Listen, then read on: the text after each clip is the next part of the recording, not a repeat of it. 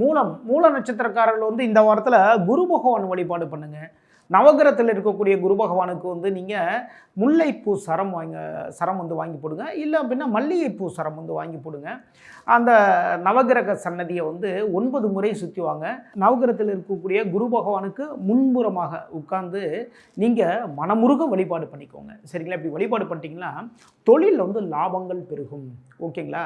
நீங்கள் எந்த பிஸ்னஸ் பண்ணியிருந்தாலும் சரி தாங்க, லாபம் பெருகும்.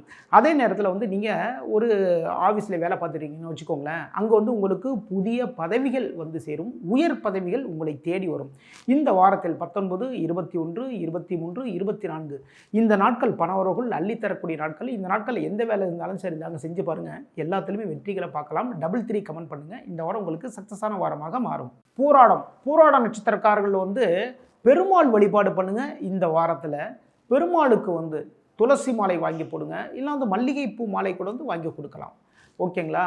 2 நெய்விளக்குகள் போடுங்க. பெருமாள் சன்னதி வந்து 5 முறை சுற்றி வாங்க. பெருமாள் சன்னதிக்கு முன்னாடி வந்து மனமுருக வழிபாடு பண்ணிக்கோங்க. குடும்பத்தில் அமைதி நிலவும்.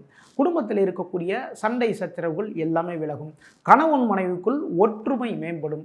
தொழிலில் வந்து லாபங்கள் அதிகரிக்கும். எதிர்பார்த்த இடத்துலேருந்து புதிய வாய்ப்புகள் உங்களை தேடி வரும்.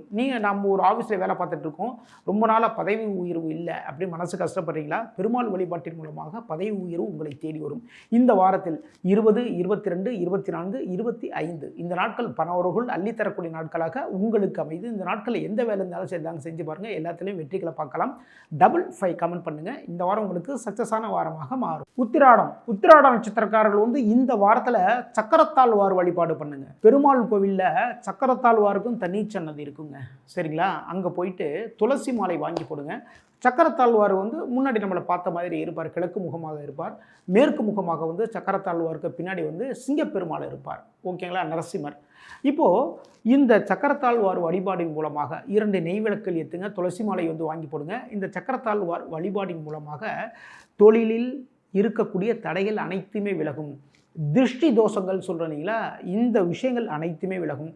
கூட்டு தொழில் வந்து பண்ணலான்னு நினச்சிட்டு இருக்கேன், அதில் தடைகள் இருக்குது, அந்த தடைகள் அனைத்தும் விலகி கூட்டு தொழில் வந்து நீங்கள் தாராளமாக பண்ணலாம்.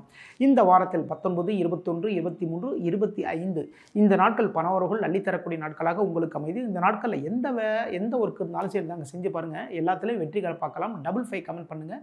இந்த வாரம் உங்களுக்கு சக்ஸஸான வாரமாக மாறும்.